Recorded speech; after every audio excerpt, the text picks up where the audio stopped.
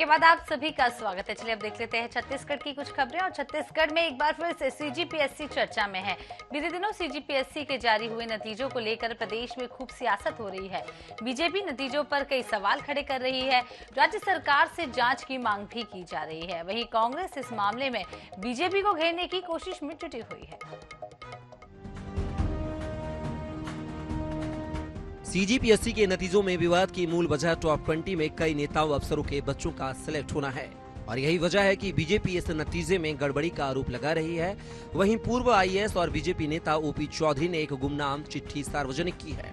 इस चिट्ठी में राज्य प्रशासनिक सेवा के लिए होने वाली परीक्षा का पर्चा लीक होने का जिक्र किया गया है। दूसरी ओर कांग्रेस ने भी प्रेस वार्ता कर बीजेपी के आरोपों का जवाब दिया है। मुख्यमंत्री भूपेश बघेल जी चंद दिनों पहले छत्तीसगढ़ पीएससी ने रिजल्ट जारी किया है। उसमें अनेक बड़े कांग्रेसी नेताओं के बच्चे, छत्तीसगढ़ पीएससी के चेयरमैन और पीएससी से जुड़े हुए अनेक अधिकारियों के परिवारों के बच्चे, बेटे, बहू आदि के चयनित होने की जो बातें सामने आई हैं, उसके कारण से छत्तीसगढ़िया युवा भाई बहनों के मन में अनेक प्रकार के आशंकाएं हैं। पूरे प्रदेश में आरोप प्रत्यारोप का दौर चल रहा है। माननीय मुख्यमंत्री जी ने स्पष्ट कहा है, श्री अरुण साहब अधिवक्ता है, कानून का सामान्य ज्ञान उन्हें भी होगा, इसको हम सब मानते हैं। मुख्यमंत्री जी ने कहा है कि यदि कहीं पे कोई भी भ्रष्टाचार के प्रमाण हैं, तथ्यात्मक बातें हैं, आप प्रस्तुत करिए, हम जांच करवाएंगे। लेकिन सिर्फ इसलिए कि वो फलाने पार्टी के दल का नेता है, उसका बेटा कैसे चयनित हो गया, या दो भाई बहन कैसे चयनित हो गए, पति पत्नी कैसे चयनित हो गए, ये तो भ्रष्टाचार का आधार नहीं है। ये भारतीय जनता पार्टी के मानसिक दिवालियेपन का द्योतक है। पीएससी के नतीजों को लेकर पूर्व मुख्यमंत्री डॉक्टर रमन सिंह और मुख्यमंत्री भूपेश बघेल भी आमने सामने हैं। रमन सिंह ने पीएससी में भारी गड़बड़ी का आरोप लगाया है। वहीं सीएम भूपेश बघेल ने कहा है कि बीजेपी सबूत दे तो हम जांच कराएंगे। पीएससी में अद्भुत रिजल्ट आया है। टॉप 20 में वो लोग आ रहे हैं जो अद्भुत प्रतिभावान, प्रतिभा की कमी नहीं है, मगर बड़े बड़े अधिकारियों के बच्चे, बड़े बड़े उद्योगपतियों के पहली बार हुआ है कि कोई गरीब का बच्चा, कोई अनुसूचित जाति जनजाति का पिछड़ा वर्ग का बच्चा पीएससी की पारदर्शिता पर उंगली उठाने का काम पूरे प्रदेश में चल रहा है। लाखों बच्चों का भविष्य खतरे में। यदि ये सही साबित होता है, ये जो आरोप प्रत्यारोप लग रहे हैं, जो हवा में जो आरोप लग रहे हैं, यदि सही होता है तो छत्तीसगढ़ के सबसे पवित्र संस्थान को दूषित करने का आरोप भी लगेगा। भारतीय जनता पार्टी अभी आरोप लगा रही है और जिस प्रकार से सोशल मीडिया में जो बातें कही जा रही है वो बेहद दुर्भाग्यजनक है, क्योंकि कोई भी सेलेक्ट बच्चे हैं, यदि वो राजनीतिक परिवार के हैं या ब्यूरोक्रेट से कहें, तो कोई अपराध नहीं है। उस परिवार से संबंधित होना क्या वो अयोग्यता का परिचायक है। और यदि उनके पास, भारतीय जनता पार्टी के पास कोई तथ्य है तो उसे सामने लाया जाना चाहिए, तो जांच कराएंगे। यह पहली बार नहीं है जब सीजीपीएससी के नतीजे चर्चा में हों। इससे पहले भी सीजीपीएससी के नतीजों को लेकर विवाद होते रहे हैं। फिलहाल इन आरोपों में कितनी सच्चाई है, यह तो आने वाले वक्त में पता चलेगा। लेकिन अगर यह आरोप सच हुआ तो प्रदेश में बरसों से सीजीपीएससी की तैयारियों में जुटे अभ्यर्थियों को जरूर झटका लगेगा। रायपुर से INA 24/7 के लिए गौरव शर्मा की रिपोर्ट। इधर भारतीय जनता युवा मोर्चा ने पीएससी भर्ती प्रक्रिया में गड़बड़ी और भ्रष्टाचार का आरोप लगाया है। कवर्धा युवा मोर्चा के कार्यकर्ताओं ने गुरुवार को कलेक्टर कार्यालय पहुंचकर राज्यपाल के नाम ज्ञापन सौंपा और संदेहियों पर कार्रवाई की मांग की है। जिला अध्यक्ष मनीराम साहू ने कहा है कि पीएससी में वयस्क स्तर पर भ्रष्टाचार हुआ है। यही वजह है कि अधिकारियों और कांग्रेसी नेताओं के बच्चों का सिलेक्शन हुआ है। इससे साफ जाहिर होता है कि गड़बड़ी कर मेहनती युवाओं के साथ छल किया गया है। भाजयुमो ने चेतावनी देते हुए ये भी कहा है कि संलिप्त अधिकारियों पर तत्काल कार्रवाई नहीं की गई तो वे उग्र आंदोलन के लिए बाध्य होंगे।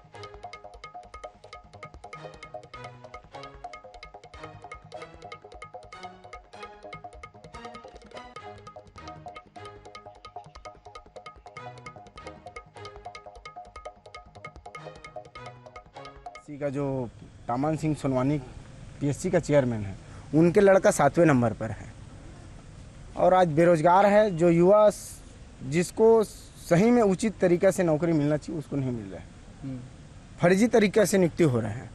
बड़े बड़े अधिकारी, कर्मचारी और नेताओं के जो बच्चे हैं उन्हें डिप्टी कलेक्टर और अन्य जो पद है उसमें बड़ा बड़ा पद में दायित्व दिया जाए। जब से कांग्रेस की सरकार बनी है बेरोजगारी का आलम बना हुआ है। पहले युवाओं को बेरोजगारी भत्ते के नाम पे छला गया, अब पढ़ने वाले शिक्षित युवाओं के भविष्य के साथ खिलवाड़ किया जा रहा है। पीएससी के चेयरमैन के बेटे निखिल सोनवानी का चयन हो जाता है डिप्टी कलेक्टर में, कांग्रेसियों के बेटे का 9वें और 10वें नंबर में रैंक लग जाता है और पति पत्नी का 8वें और 12वें नंबर में नाम आता है। तो ये महज एक इत्तेफाक नहीं है, ये पूरी तरह से भ्रष्ट सरकार, कांग्रेस की सरकार के शह में जो पीएससी के चेयरमैन है और पीएससी के जितने भी बड़े अधिकारी हैं हम सब मिलकर के ये खेल कर रहे हैं। इसलिए आज युवा मोर्चा कबीरधाम जिला राज्यपाल के नाम ज्ञापन सौंपने के लिए कलेक्टर आई हुई थी। इधर छत्तीसगढ़ में राज्य सरकार ने बेरोजगार युवाओं को 2500 रुपए भत्ता देने का ऐलान किया है। भत्ता देने की शुरुआत भी अप्रैल महीने से हो चुकी है। अब तक प्रदेश में 90,000 बेरोजगार युवाओं को भत्ता स्वीकृत हो चुका है, लेकिन अब भत्ते के लिए उच्च शिक्षित युवाओं के आवेदन ने हर किसी को चौंका दिया है। साथ ही इसे लेकर जमकर सियासत भी हो रही है। देखिए इस रिपोर्ट में।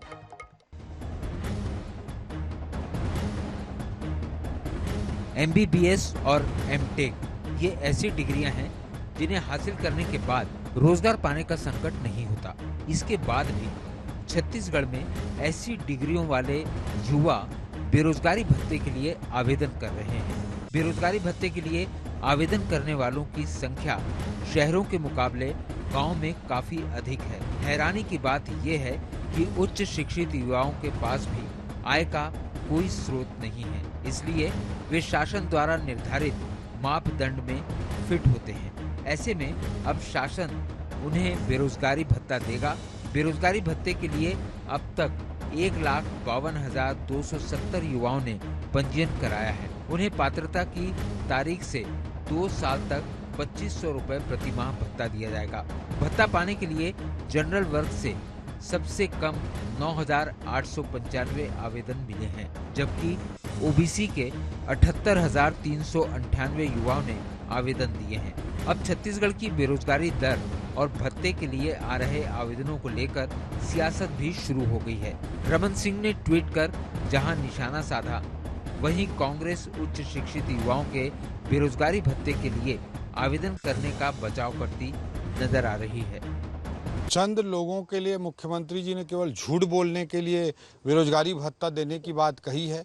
5 सालों में कुल 15,000 करोड़ रुपए का भुगतान 10 लाख युवाओं को प्रति माह 2,500 रुपए के हिसाब से बैठता है, लेकिन मुख्यमंत्री जी ने मात्र 250 करोड़ रुपए का बजटीय प्रावधान किया है। उनके सारे दावों का पोल खोलने के लिए ही आंकड़ा अपने आप में पर्याप्त है, लेकिन चंद लोगों को जो देना चाह रहे हैं उसमें इतने क्राइटेरिया को स्ट्रिक्ट बना दिए हैं। उसके बाद भी कई MBBS 8 MBBS का मैं डेटा देखा, 2000 बीटेक एमटेक का मैं युवाओं का डेटा देखा जो बेरोजगारी भत्ता के लिए अप्लाई कर रहे हैं। यदि किसी विषय विशेष में पारंगत व्यक्ति हैं या टेक्निकल डिग्री का व्यक्ति है, वो बेरोजगार है, तो अभी बेरोजगारी भत्ता के लिए आवेदन दे सकता है। छत्तीसगढ़ की बेरोजगारी दर 1% से कम है। देश की बेरोजगारी दर 8% के आसपास है। उसके बावजूद भी भूपेश बघेल जी जो 0.5% के करीब बेरोजगार हैं, जिन्होंने अपना पंजीयन कराया है, जो श्रेणी में आते हैं, उनके लिए 2,500 रुपये बेरोजगारी भत्ता की उपलब्धता उन्होंने की है। चुनावी साल में उच्च शिक्षित बेरोजगारों के भत्ते के आवेदन ने भले सियासत गरमा दी हो, लेकिन चिंता की बात यह है कि MBBS और MTech जैसी डिग्री के बावजूद युवा अपने लिए आय का स्रोत तैयार नहीं कर पा रहे हैं। उन्हें भत्ते में सहारा ढूंढना पड़ रहा है। ऐसे में यही उम्मीद की जा सकती है कि युवा आत्मनिर्भर बने, कम से कम उन्हें उच्च शिक्षा के बाद भत्ते के भरोसे तो न रहना पड़े।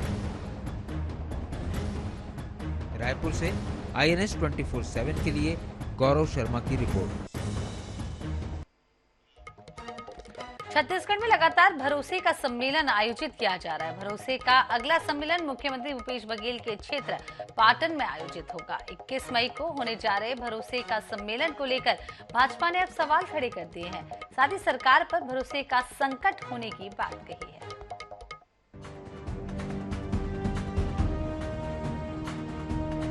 छत्तीसगढ़ में साल के अंत में चुनाव होना है। अब चुनाव में कुछ ही महीने बचे हैं। ऐसे में कांग्रेस सरकार हर वर्ग को साधने में जुटी है।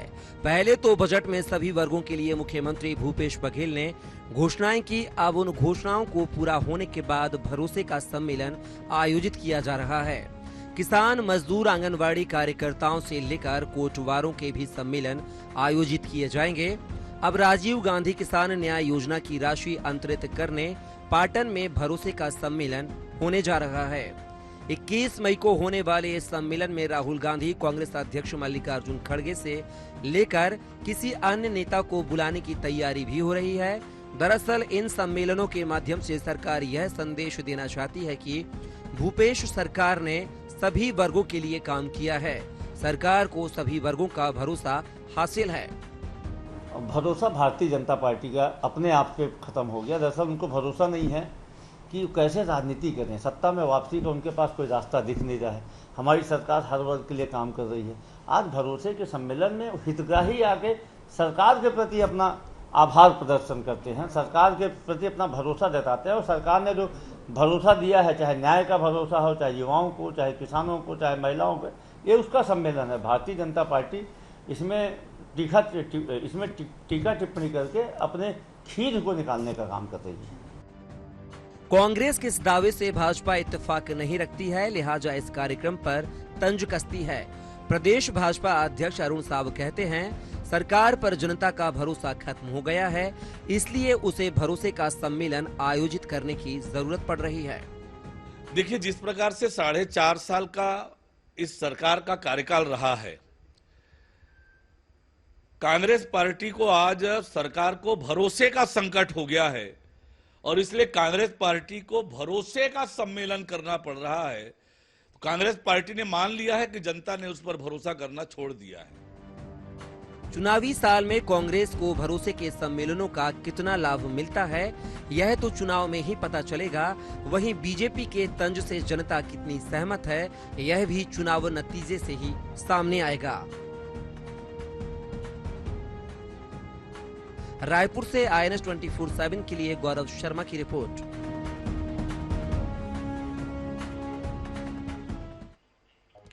इधर भिलाई में भाजपा की एक महत्वपूर्ण बैठक गुरुवार को हुई। सांसद विजय बघेल, पूर्व विधानसभा अध्यक्ष प्रेम प्रकाश पांडे इस बैठक में मुख्य रूप से शामिल हुए। वहीं भाजपा के आला नेता और कार्यकर्ता भी मौजूद रहे।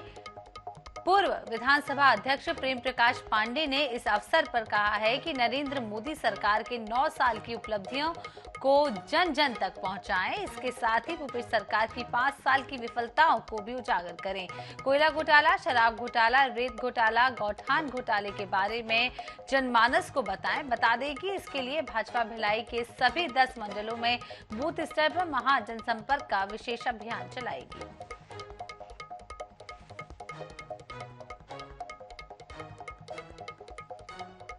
9 वर्षों में आदरणीय मोदी जी ने जो इस देश में काम किया है, चाहे वो हमारा आर्थिक क्षेत्र हो, आंतरिक सुरक्षा हो, बाह्य सुरक्षा हो, चाहे हमारी विदेश नीति हो, सब दृष्टि से जो कार्य किया है, एक आम आदमी से लेकर के हर वर्ग के लोगों का ध्यान दिया है। उस संबंध में पूरे 9 साल की उपलब्धि लेकर के हम सब आम लोगों के बीच जाएंगे। ये इसी महाजनसंपर्क अभियान की आज एक प्रारंभिक बैठक थी जिला स्तर पे। इसके आगे निचले स्तर पे भी बैठक होगी। कार्य समिति की बैठक होती है, हर 3 महीने में होती है, तो उसी हिसाब से आज ये बैठक बुलाई गई थी। लेकिन इस बैठक में एक विशेष प्रयोजन जुड़ा हुआ है, एक विशेष अभियान चल रहा है भारतीय जनता पार्टी का। उसका केंद्र से लेकर के और मंडल स्तर तक समिति बनाई गई है। उस समिति के माध्यम से माननीय प्रधानमंत्री जी के 9 वर्ष पूरे हो रहे हैं 30 मई को, तो 30 मई से लेकर 30 जून तक एक अभियान चलाया जा रहा है। उस अभियान के तहत 5-6 कार्यक्रम रखे गए हैं।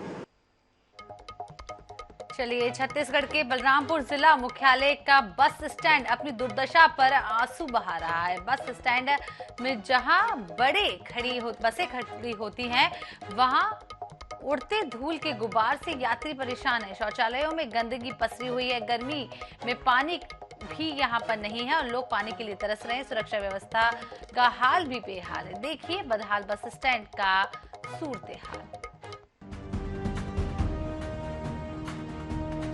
यूं तो कहने को ये जिला मुख्यालय बलरामपुर का बस स्टैंड है, जहां से रोजाना सैकड़ों बसें छत्तीसगढ़ के साथ साथ अन्य राज्यों के लिए भी प्रस्थान करती हैं और सैकड़ों यात्री यहां से आवागमन करते हैं। लेकिन बस स्टैंड में सुविधाएं नाकाफी नजर आती हैं। बसों के कंडक्टर भी बलरामपुर के बस स्टैंड को सबसे बुरा ठहरा रहे हैं। व्यवस्था तो यहाँ कुछ भी नहीं है, इस सेट बनने से खाली हो गया है, वो सवारी तक नहीं यहाँ आते हैं। हाँ, दूरी होने के चलते। धूल धक्कड़ कैसा है यहाँ? धूल धक्कड़ वो देख ही रहे हैं कि उड़ रहा है, व्यवस्था नहीं है। बस स्टैंड की बदहाली का आलम यहीं खत्म नहीं होता। यहाँ के पुरुष और महिला शौचालयों में गंदगी की समस्या है। यहाँ के नलों में हाथ धोने तक का पानी लोगों को नसीब नहीं होता। ऐसे में पीने के साफ पानी की बात करना बेमानी ही है। पूछताछ केंद्र में लटका ताला और नदारद कर्मचारी सुरक्षा और जानकारी की कहानी खुद बयां करते हैं। बहुत खराब स्थिति है यहाँ पर, पंखा भी नहीं है, गर्मी में पूरा हम लोग का पसीना निकल जा रहा है और सब पूरा गंदा नीचे दिख रहा है। यहाँ थोड़ा अच्छा व्यवस्था रहना चाहिए। यहाँ बस स्टैंड में कोई मतलब व्यवस्था वैसा नहीं है जैसा चाहिए थी। पानी के लिए ठंडा, भी तो गर्मी का मौसम है, अभी ठंडा पानी चाहिए थी, जगह जगह पे लगा देना चाहिए था, लेकिन व्यवस्था बहुत यहाँ बस स्टैंड का निर्माण पीडब्ल्यूडी के द्वारा किया गया था। हाल फिलहाल में हमें बस स्टैंड को हैंडओवर दिया गया है। जो भी व्यवस्था है नगर पालिका द्वारा मतलब जो हो पा रही है, हम यथास्थिति हम कोशिश कर रहे हैं कि वो व्यवस्था हम वहाँ पर दे पाए।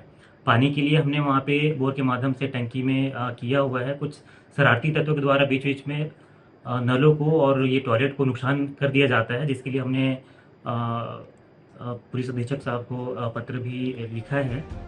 जिला मुख्यालय का बस स्टैंड जिस उद्देश्य से बनाया गया था, उसे पूरा करने में वो कोसों दूर नजर आता है। बहरहाल अहम बात यह है कि क्या आने वाले समय में समस्याओं का समाधान होगा या सब कुछ यूं ही चलता रहेगा। बलरामपुर से INS 24/7 के लिए घनश्याम सोनी की रिपोर्ट। इधर रायपुर नगर निगम के यूनिपुल घोटाले में 6 सदस्यीय जांच कमेटी ने रिपोर्ट सौंप दी है। जांच कमेटी से 17 अलग अलग बिंदुओं पर रिपोर्ट मांगी गई थी। महापौर ने कहा है कि बहुत जल्द इस मामले में कार्रवाई होगी। महापौर एजाज ढेबर से बातचीत की हमारे संवाददाता मोनिका दुबे ने। यूनिपोल घोटाले की जो रिपोर्ट है वह सामने आ गई है। महापौर एजाज ढेबर ने 17 बिंदुओं पर MIC सदस्यों के साथ चर्चा करते हुए उस पर जवाब मांगा था और कमिश्नर ने 17 बिंदुओं पर जवाब दिया है। क्या जवाब दिया है? संतुष्ट नहीं है लग रहे हैं आप जवाब? जिस जांच के हम लोग उम्मीद कर रहे थे कि गोल गोल रानी इतना इतना पानी, वही गोल गोल रानी इतना इतना पानी हुआ है। और जांच जिस तरीके की सामने आनी थी वैसे निकल के सामने नहीं आई है, क्योंकि जांच है ही नहीं। ये जांच कैसे देंगे? एक उसमें ये बनाते हैं कि कोई भी बोर्ड की साइज नहीं बढ़ेगी। आपके उसमें लिखा जाता है कि हम कभी कोई साइज नहीं बढ़ाएंगे। अब आप 15/9 से 18/18 कर दिए। आपने 3 साल के टेंडर को 6 साल कर दिया। आपने टाटीबंद के बोर्ड को आपने उठा के जयस्तंभ चौक में लगा दिया। तो त्रुटियां तो है, बहुत बड़ी त्रुटि है। तो जवाब इनके पास नहीं है। जवाब गोल गोल दे सकते हैं मगर इनके पास पूरे तरीके से उसके वो नहीं है। और हमें जिस बात का पहले से एहसास था कि लोग गोल गोल रानी इतना इतना पानी करेंगे, वही वो लोग ने किया है। अधिकारी भाषा में जवाब दिया गया है, जिससे मैं नहीं, मेरे जो इसमें मेंबर हैं जरा से भी संतुष्ट नहीं है। एजेंसियों के साथ निगम के अधिकारियों की साठगांठ की बात सामने आई थी। कितना ताल्लुकात रखते इस बात से? क्योंकि अधिकारी ही जब उन्हें किए होंगे, कॉपरेट किए हैं एजेंसियों को, तभी शहर में इतने बड़े बड़े पोल नजर आए। देखिए, एजेंसी वाला तो अपना वो होता है, एजेंसी वाला तो बिजनेसमैन होता है, वो अपना फायदा देखता है, वो अपना नुकसान देखता है। एजेंसी में तो बोलता हूँ एजेंसी वाले की गलती नहीं है भाई। उस फाइल किसने बनाया? हमारे अधिकारी ने। फाइल किसने बनाया? हमारे कर्मचारी ने। और लीक भी रहा है। एजेंसी के अनुशंसा पर इनको 15/9 की जगह 18/18 कर दिया जाता है। लीक भी रहा है। 3 साल का टेंडर खत्म करके और 3 साल के लिए इनको उसकी एजेंसी के अनुशंसा पर दिया जाता है। एजेंसी कौन होती है अनुशंसा करने वाली? भ्रष्टाचार हुआ है, जिनको इनको पता है, इस बात को स्वीकार भी करते हैं कि भ्रष्टाचार तो हुआ है, गलत तो हुआ है। इसलिए ना इनके पास जवाब है, और जवाब है भी तो गोल गोल। तो जिस तरीके से जो घोटाला है निगम में, जो यूनिपोल घोटाला जो अभी चर्चा का विषय बना हुआ है, लगातार महापौर एजाज ढेबर इस मामले को लेकर उठा रहे हैं सवाल। अपने ही अधिकारियों पर उन्होंने कहा है कि निगम में घोटाले हुए, 17 बिंदु भेजे गए थे कमिश्नर को, जिस पर जवाब आई है और इस जवाब से निगम जो है वह संतुष्ट नहीं है। महापौर MIC के सदस्य इस पर संतुष्ट नहीं है, लगातार कार्रवाई इस पर की जाएगी, ऐसा महापौर का कहना। देखने वाली बात होगी कि जवाब आने के बाद अब अगला कदम इनका क्या होने वाला है। कैमरामैन रिजवान कुरैशी के साथ मोनिका दुबे, INS 24x7 रायपुर। रायगढ़ की सांसद गोमती साय ने जामगांव रेलवे स्टेशन में रेल सेवाओं को लेकर विस्तार के लिए समर्थक पहल की है और सांसद साय ने कहा है कि रेल सुविधाओं के विस्तार से आम जनता को सुविधाएं हासिल होंगी। दरअसल पुरी हावड़ा वंदे भारत एक्सप्रेस के शुभारंभ, पुरी और कटक रेलवे स्टेशन के सौंदर्यीकरण और तीसरी रेल लाइन के प्रधानमंत्री नरेंद्र मोदी ने लोकार्पण किया, जिसका वर्चुअली कार्यक्रम आयोजित किया गया था, जिसमें शामिल होने के लिए सांसद गोमती साय सहित जामगांव में बिलासपुर डिवीजन के अधिकारी भी पहुंचे थे।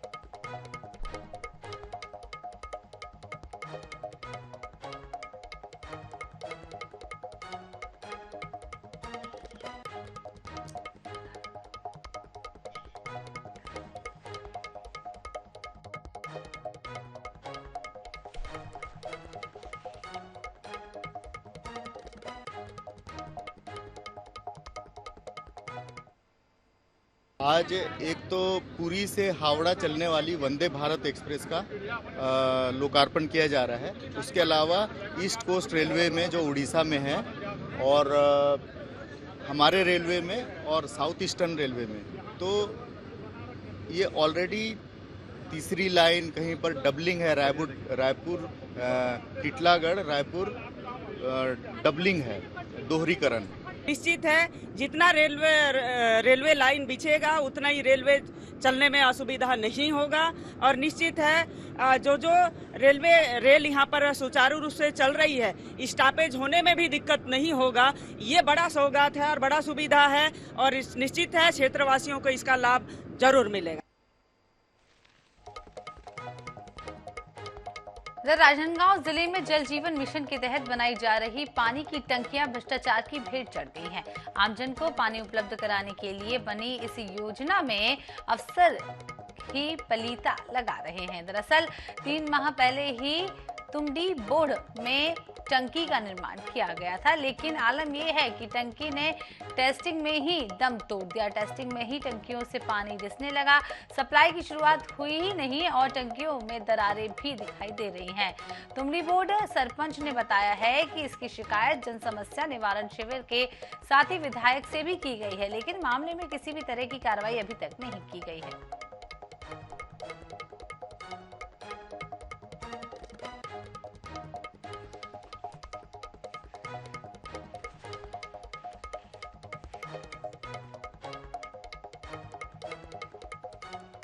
धमतरी बखारा मार्ग का चौड़ीकरण कार्य 2 सालों से हो रहा है। निर्माण कार्य की धीमी गति से नाराज होकर कुरमा तराई के ग्रामीणों ने चक्का जाम कर दिया। इस दौरान ग्रामीणों ने प्रशासन के खिलाफ नारेबाजी की। पुलिस और प्रशासनिक अमले ने मौके पर पहुंचकर ग्रामीणों से चर्चा की। ग्रामीणों ने बताया है कि निर्माण कार्य काफी धीमी गति से चल रहा है, ऐसे में गांव वालों को काफी परेशानियों का सामना करना पड़ सकता है।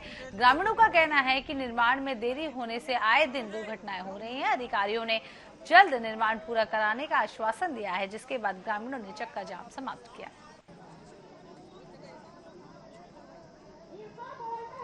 धन्यवाद। और इस बुलेटिन में फिलहाल इतना ही। देखते रहिए INS 24/7। नमस्कार।